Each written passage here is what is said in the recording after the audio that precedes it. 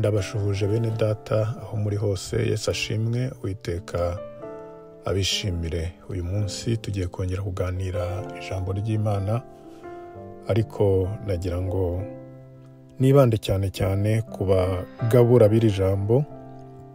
Uyu munsi nifuje kuvugana n'umuntu wese ubwiriza ubutumwa bwiza bwa Yesu Kristo, n'umuntu wese ubwiriza agakiza, cyangwa se ubyifuza kuzabikora, cyangwa se ukibitangira, cyangwa se ubimazemo igihe, cyangwa se umuntu wese uvuga ku ijambo ry'Imana, umuntu wese ushaka ko hari abantu bamenya Yesu bagahinduka.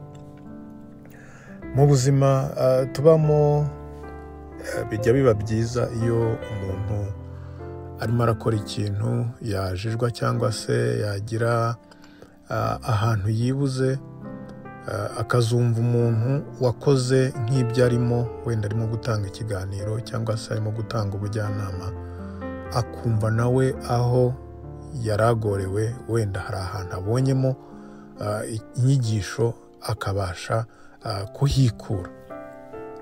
Reka tuvuge urugero, wenda iyo umuntu ari gukora umwuga w'igifundi, ni urugero, ukaza guhura n'umufundi w'inzobere ubimazemo igihe, akazakubwira uburyo yatangiye kubaka, uburyo yubakaga wenda bigasenyuka, uburyo yubakaga ntibijye ku nivo neza, uburyo yananirwaga wenda hari se guconga ibuye ngo rifate inivo neza, uburyo se ibikoresho atamenyaga uburyo agereranya iki ngiki ko ari cyo kizima kurusha iki ngiki. Mbese abakora igifundi barabizi, inzobere zirabizi. Iyo umuntu ugitangira yumvisha ubuhamya bw'umuntu w'inzobere uko yatangiye n'aho ageze, bibasha kumworohera nawe gukomeza imbere, ndetse akabikora neza kurushaho. Yewe ndetse n'umwarimu uri kwigisha isomo yanyuzemo, nkunda cyane abarimu b'imibare ukuntu baba bari confident, ukuntu baba biyaminiya, akigisha rwose umubare we, agakubita hariya formule akayisobanura, agakubita hariya urugero, hanyuma namwe mugakurikira, ukabona koko ni isomo riryoshye. Rero bituma umunyeshuri yumva neza, kandi ibyo bintu ntibizamuvemo, akabyinjiramo abyinjiyemo. No mu butumwa bwiza rero, ubutumwa bwiza bwa Yesu Kristo buriya nabwo bufite umwimerere wabwo, ku buryo atari ibintu wijyanamo gutyo gusa, cyangwa se ibintu upfa kwivugira gutyo gusa, kubera yuko n'intumwa cyangwa se abigishwa ba Yesu barabigaragaje, kuko ibyo bavuze n'ibyo babonye kuri Yesu babanye igihe, Yesu bagendanye, niwe bavuze, babasha gutangiza itorero tubona ubu ngubu.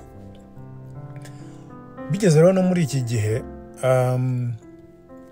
niko byakagombye kugenda. Ntabwo umuntu yakagombye gusa kugenda ngo asome ibintu hanyuma agenda biture ku bantu, nawe ubwe bitaramwinjiramo, nawe ubwe nta experience yari yabigiramo ngo abibemo. Twifashishije ijambo riri muri Petero wa 2 igice cya mbere, umurongo wa 16, aho uvuga ngo burya ntitwakurikije imigani yahimbwe n'ubwenge ubwo twabamenyeshaga imbaraga z'umwami wacu Yesu Kristo no kuzaza kwe, ahubwo twiboneye n'amaso yacu icyubahiro cye gikomeye. Yesu nashimwe. Bivuga ngo intumwa, uyu ni Petero wabivugaga, Simoni Petero. Mbibutse ko Simoni Petero ari muri babandi za ntumwa Yesu yagiye ahamagara, akamusanga ari kuroba ati nkurikira. Ba Matayo akabasanga barimo bakoresha ikora ati nkurikira, n'abandi bose, n'abarewi n'abandi bose akababwira ati nkurikira. Bakamukurikira, bakurikiza igihe babanye n'ibyo bari kubona, abantu ntibazasubire mu byo bari barimo, bakiyemeza koko guhamana na Yesu. Suko ari uko yabaga arabakoresheje igitugu, ahubwo nuko hari ibifatika, nubwo hari iby'umumaro bamubonagamo. Iyi minsi ya none rero, ubutumwa bwiza buri gutangwa akenshi, niyo mpamvu navuga ngo nshaka kuvugana n'abantu batanga ubutumwa bwiza, usanga umuntu atanga ubutumwa bw'ibintu we atiyumvamo. Ugasanga umuntu arabwiriza abantu ngo nibakizwe, abantu akababwiriza agakiza nawe atarashyikira, nawe atariyumvamo.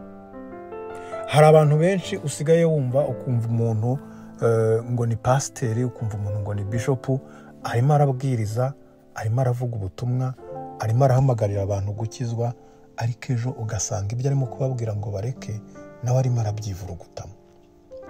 Ahangaha rero niho tubona ko ibi bintu koko abantu bari kubivuga batarabibayemo, bigatuma n'abakagombye kuza ngo binjire mu gakiza bataza. Kubera iki? Ntago bari kubona ababerera imbuto koko ngo babone ako gakiza impinduka kakoze. Iyo umuntu avuga ubutumwa cyangwa se abwiriza agakiza we ataragira cyangwa se atarashyikira, ntawe biba bitaniye neza nko kwamamaza umwenda utari wambara ngo ugaragaze koko ko uwo mwenda wakubereye. Ntaho bitaniye no kwamamaza ikinyobwa cyangwa se ikiribwa utari wasogongeraho cyangwa se ngo ukiryeho kiguhindure, ugire niba ari ikinyobwa wamamaza ko kimara inyota, cyangwa se niba ari ikiribwa wamamaza yuko gifite vitamine gitunga umubiri ukamera neza, byibura ubyamamaza uvuga uti nanjye dore aho byangejeje, nanjye dore ukomeze, nanjye dore uyu mwenda ukuntu mbereye, ndabakangurira kuwugura.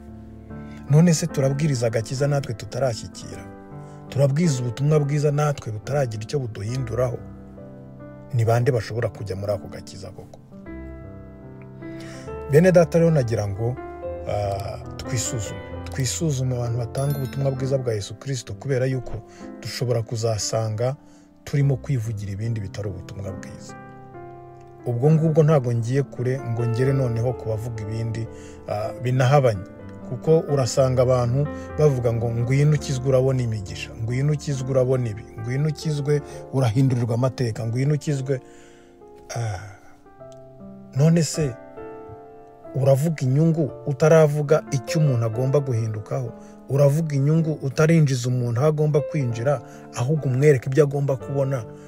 Ese ubwo butumwa bwiza buzahindura nde?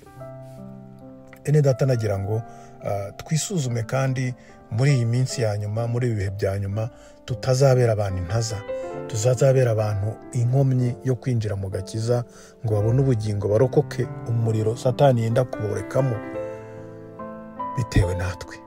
Reka tubanze twinjire mu gakiza bya nyabyo, dukizwe bya nyabyo, hanyuma tubone kujya kuvuga ako gakiza biturimo koko.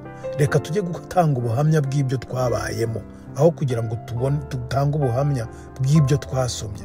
Reka twe kuvuga ibyo twasomye, ngo usome urwandiko runaka, usome umuhanuzi runaka, uvuga ibyo wasomyemo, wowe utarabyicaramo ngo nawe ubibemo, ubigiremo experience, ugende ubivuga nk'umuntu koko wari ubirimo. Burya iyo uvuga ibyo wakoze, iyo uvuga ibyo wabayemo, biroroha cyane kandi bigafasha n'uwo uri kubibwira agafata icyemezo byihuse. Bene data rero, reka tugire agakiza kanyako kandi dushinga imizi kugira ngo abatwumva n'abo tubwira nabo babone impinduka, noneho babone guhinduka.